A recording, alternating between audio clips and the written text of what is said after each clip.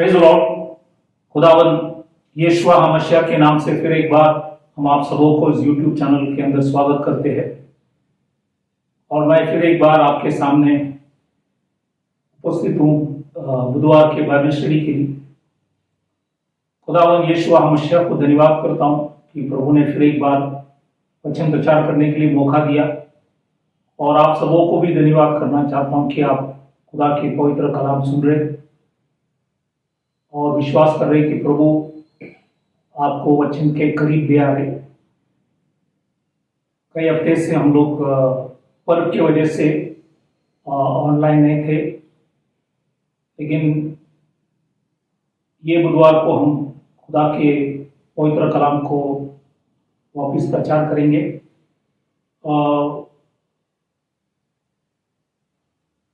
ये हफ्ते की जो विषय है वो है अब्राहम की गोद। लूका 16 अध्याय 22 वचन में लिखा है, अब्राहम की गोद, लूका 16:22। इसमें कई छोटे विषय भी है। पहला है अर्थ और वचन हम देखेंगे। उसके बाद अब्राहम का गोद तब कहाँ था और अब कहाँ है। अब्राहम का गोद तब कहाँ था और अब कहाँ है। तीसरा है अब्राहम का गोद शांति का स्थान है। और चौथा है न्याय सिंहासन के सामने खड़े हो। न्याय सिंहासन के सामने खड़े होंगे। तो ये चार छोटा सा विषय है। इसी को आज हम लोग खुदा के पवित्र कलाम से कई वचनों को इस विषय में हम देखें, ताकि प्रभु आपको भी समझ दे, ताकि प्रभु के नाम की महिमा हो। तो विषय में जाने से पहले हम दुआ करें ताकि खुदा हमें बुद्धि ज्ञान समझ दे उसके पवित्र कलाम समझने की। तो आइए अपनी आंखों को बंद करेंगे, सिरों को झुकाएं, प्रार्थना करें। Hallelujah hallelujah. खुदावंद यीशु मसीह के समय के लिए प्रभु धन्यवाद करते कि फिर एक बार प्रभु आपने वचन प्रचार करने के लिए मौका दिया। आज की मन्ना, आज की रोटी तोड़ते टाइम प्रभु हमें बुद्धि ज्ञान समझ दे, ताकि हम वचन को तेरी आत्मा की प्रकाशित होकर हम समझ सके और हमें तेरे पवित्र कलाम सिखाना, ताकि सीखकर समझकर तुझे आदर करे, सम्मान करे, तेरे नाम की महिमा करे। प्रभु सुनने वाले सुनाने वाले दोनों के ऊपर दया कर, अनुग्रह कर। सबों को तेरे मार्गों में चला, हर शैतान के हल्ले से बचा। तेरे नियम से हम सबों को चला। छोटी सी विनती खुदावंद यीशु मसीह के नाम से मांगता, सुन कबूल कर, आमीन। तो आज का जो विषय है अब्राहम की गोद, लूका की किताब 16 अध्याय 22 वचन में लिखा है। इसमें पहला जो विषय है अर्थ और वचन हम देखेंगे। ये गोद जो शब्द है इंग्लिश में बूसम, ये यूनानी भाषा में कोलपोस करता है, कोलपोस। तो गोद जो यूनानी भाषा में कोलपोस करता है, कोलपोस का मतलब है आशीर्वाद का स्थान या स्वर्गलोक, जिसको अंग्रेजी में पैराडाइज भी कहते हैं। तो आशीर्वाद का स्थान या स्वर्गलोक या पैराडाइज।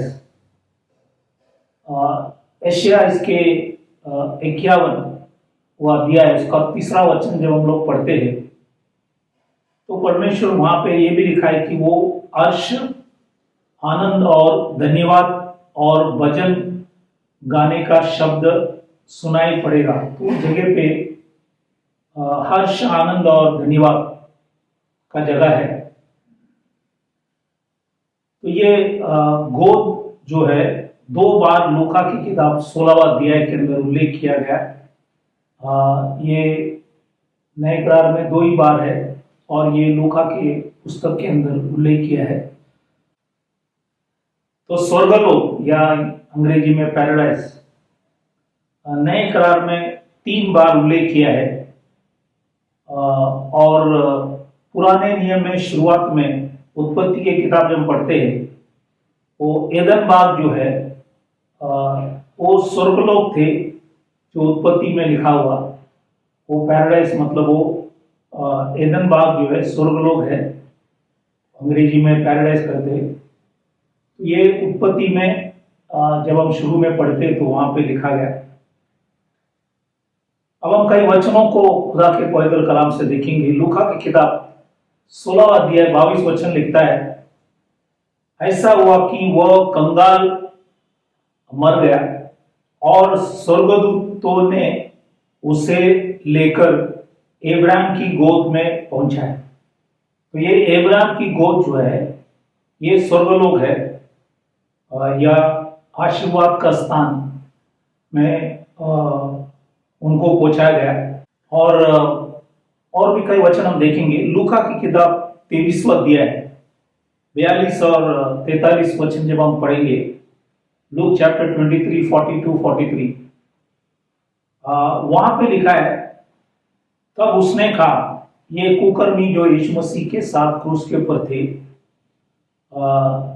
तब उसने कहा, हे यीशु, जब तू अपने राज्य में आए तो मेरी सुधि लेना। उसने, खुदावंद यीशु मसीह ने उससे कहा, मैं तुझसे सच कहता हूं कि आज ही तू मेरे साथ स्वर्गलोक में होगा। तो ये जो स्वर्गलोक है यही है इब्राहिम की गोद, आशीर्वाद का स्थान।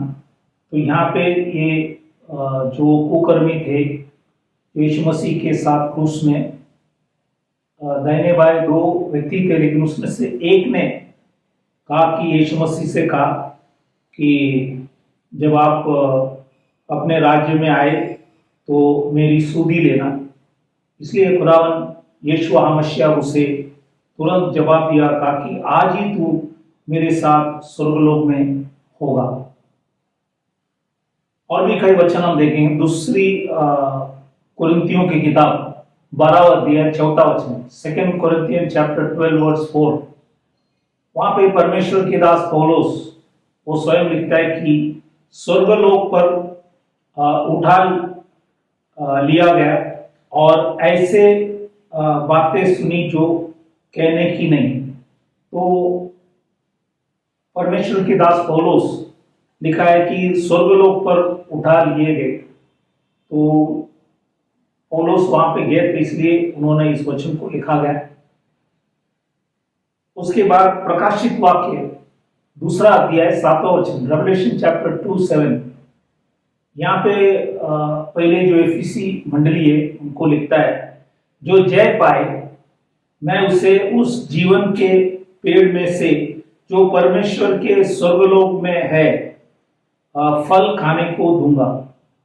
तो ये स्वर्गलोक में परमेश्वर का एक जीवन का पेड़ है। तो ये है कई वचनों को हमने ये एब्राम की गोद के विषय में या स्वर्गलोक के विषय में हमने खुदा के पवित्र कलाम से कई वचनों को देखा गया।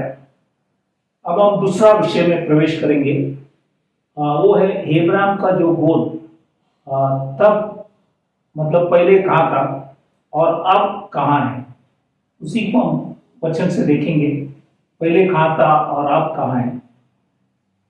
तो कुछ वचन हम खुदा के पवित्र कलाम से हम पढ़ेंगे। लूका की किताब 16 अध्याय 23 वचन, लूक चैप्टर 16:23, ये वचन ऐसा लिखता है, और अर्धलोक में उसने पीड़ा में पड़े हुए अपनी आंखें उठाई और दूर से एब्राम की गोद में लाजर को देखा।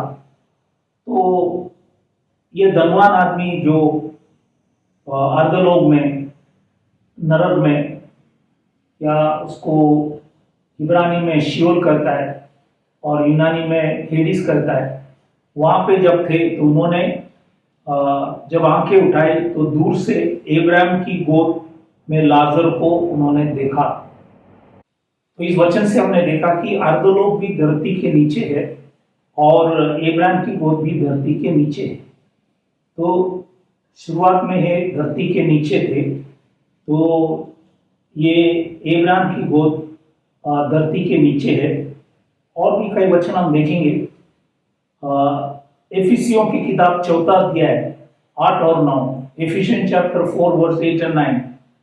यहाँ पे परमेश्वर के दास पौलुस एफिसी मंडली को कई बातों को समझाते टाइम परमेश्वर ने प्रकाशित किया हुआ वचन यहाँ पे लिखा गया है। लिखता है कि इसलिए वह कहता है, वह ऊंचे पर चढ़ा और बंदियों को बंद ले गए। मतलब बंदियों को जो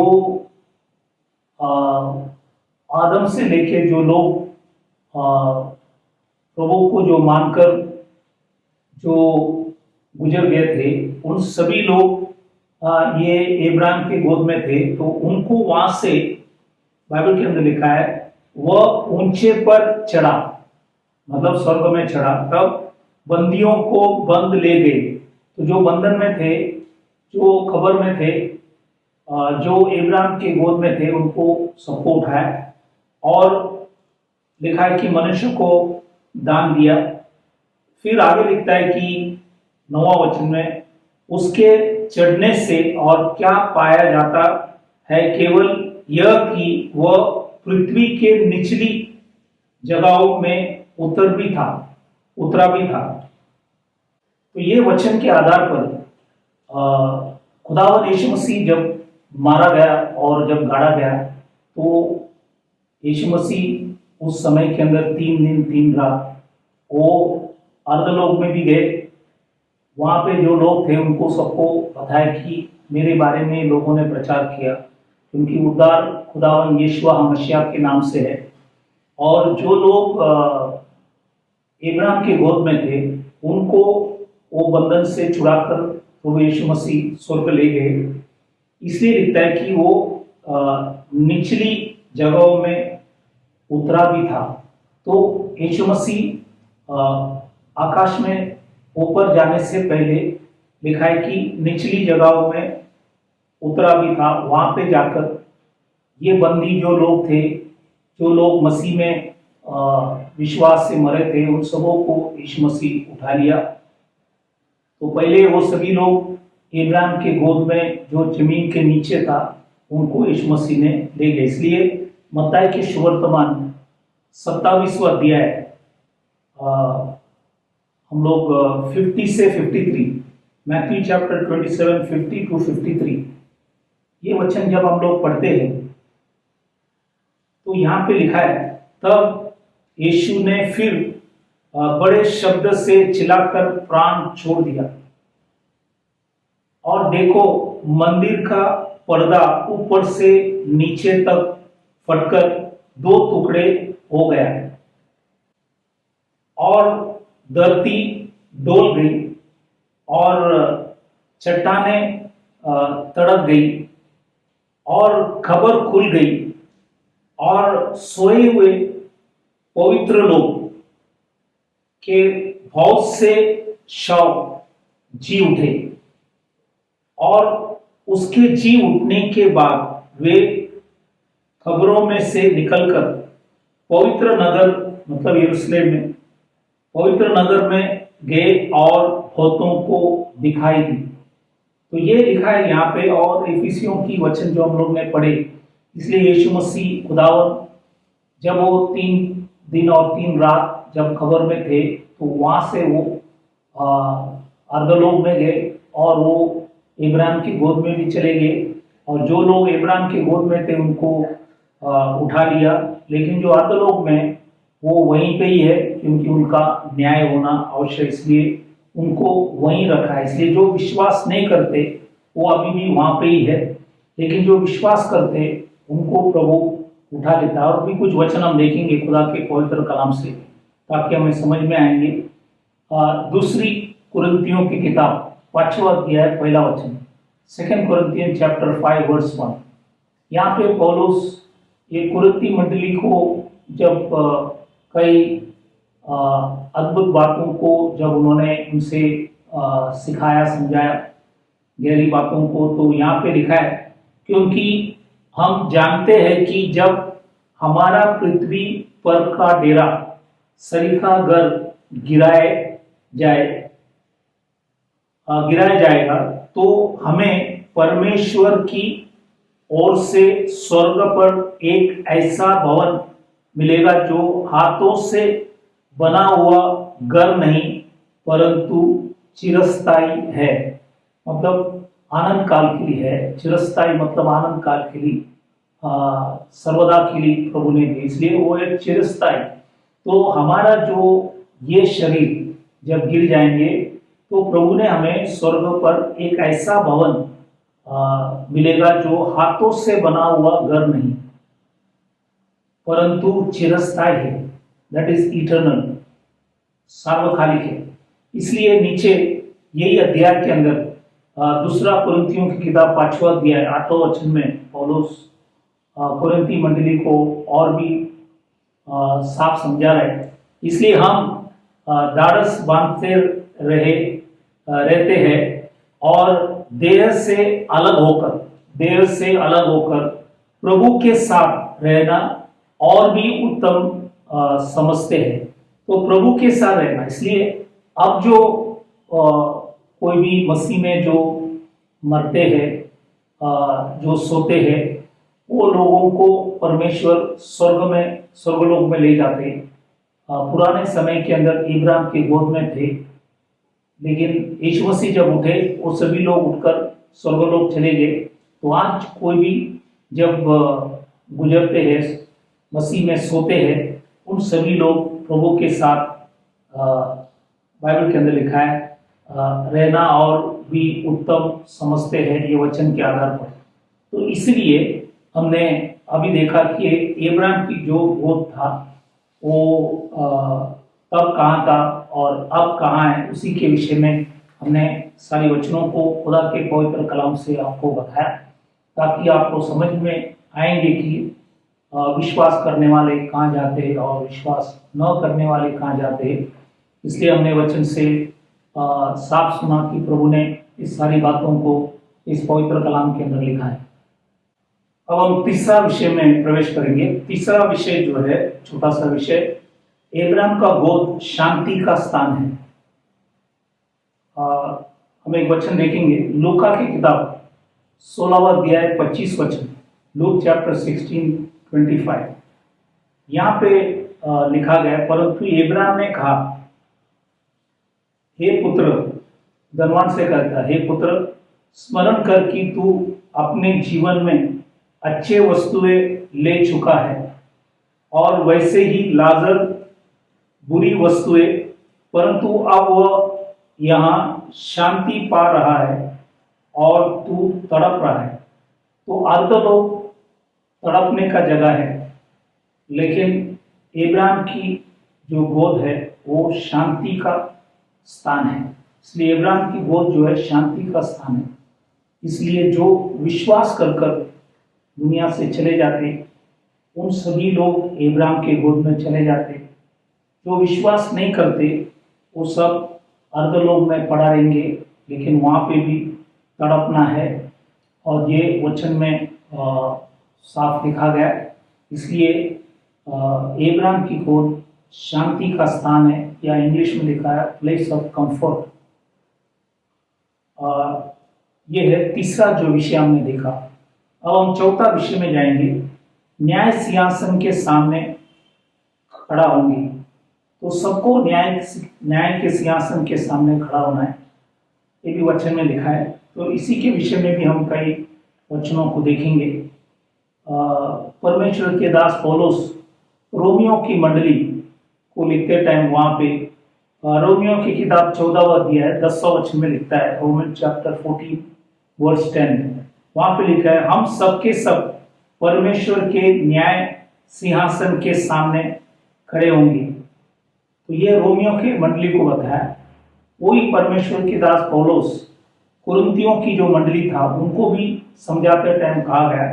दूसरी कुरिन्थियों की किताब 5वां अध्याय 10वां वचन, 2 कुरिन्थियन चैप्टर 5 वर्स 10, यहाँ पे लिखा है, क्योंकि अवश्य है कि हम सब का हाल मसीह के न्याय आसन के सामने खुल जाए कि हर एक व्यक्ति अपने अपनी भले बुरे कामों का बदला जो उसने देह के द्वारा किए वो पाए। तो इसलिए यहाँ पे भी दोबारा परमेश्वर के दास पौलुस ने यह मंडली को समझाते टाइम कहा तो सबों को मसीह के न्याय आसन के सामने खड़ा होना है। और यहाँ पे भी उन्होंने बताया, लेकिन जो विश्वास करते हैं मसीह में, मसीह के लिए खड़े हुए और सारा जीवन मसीह के लिए जिए, और बाइबल के अंदर लिखा है वो जब दुनिया से चले जाते तो सबों को न्याय के सिंहासन के सामने खड़ा होना जरूरी है। लेकिन एक चीज और भी बताना है, वो रोमियो की किताब 8वां अध्याय पहला वचन में लिखता है, रोमन चैप्टर 8 वर्स 1, अंत अब जो मसीह यीशु में है उन पर दंड की आज्ञा नहीं, क्योंकि वे शरीर के अनुसार नहीं वरन आत्मा के अनुसार चलते हैं। तो जो भी आत्मा के अनुसार चला उनके लिए दंड नहीं है। अगर हम शरीर से चले तो हम अधोलोक में चले जाएंगे, लेकिन अगर आत्मा से हम चले तो बाइबल के अंदर लिखा है उनके लिए दंड नहीं है। भले हम परमेश्वर के सिंहासन में खड़े होंगे लेकिन दंड नहीं है, क्योंकि उन्होंने खुदावन यीशु मसीह को स्वीकार किया, अपने पापों को कबूल किए, खुदावन यीशु मसीह के नाम से बपतिस्म लिए। तो परमेश्वर ने कहा कि मैं तुम्हें पवित्र आत्मा का दान दूंगा।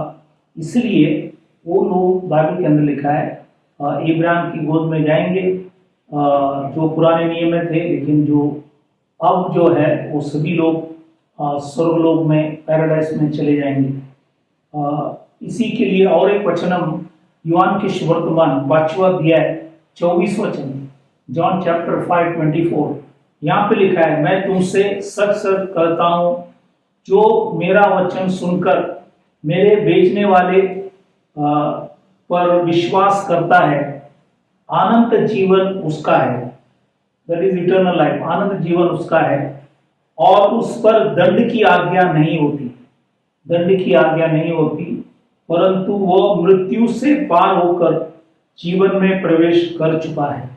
इसलिए यहाँ पे भी लिखा है, रोमियो में भी हमने देखा कि जो मसीह में है, मसीह को मानते हैं, मसीह के वचन से चलते हैं और उनके नियम को पालन करते हैं, वो सभी लोगों के ऊपर दंड नहीं है। भले सबों को न्याय के सिंहासन में खड़ा होना है, लेकिन वचन में लिखा है उनके लिए दंड नहीं है। लेकिन जो मानते नहीं है उनके लिए, जो लोग अर्धलोक में बैठे हैं, उनका दंड होंगे और उसके बाद उनको गेहन्नम में भेजा जाएंगे, क्योंकि उनके ऊपर दंड है। और इसलिए ये सारी चीज़ों को खुदा के पवित्र कलाम से हमने देखा। तो आज हमने इब्राहिम की गोद के विषय में हमने खुदा के पवित्र कलाम से देखा। हमने पहले और अर्थ और वचन को देखा, उसके बाद इब्राहिम का गोद पहले कहाँ थे और अब कहाँ है, उसी के विषय में हमने खुदा के पवित्र कलाम से देखा। और तीसरा जो विषय था वो था इब्राहिम का गोद शांति का स्थान है, it's a place of comfort. लेकिन बाइबल के अंदर लिखा है कि अर्धलोक तड़पने का जगह है।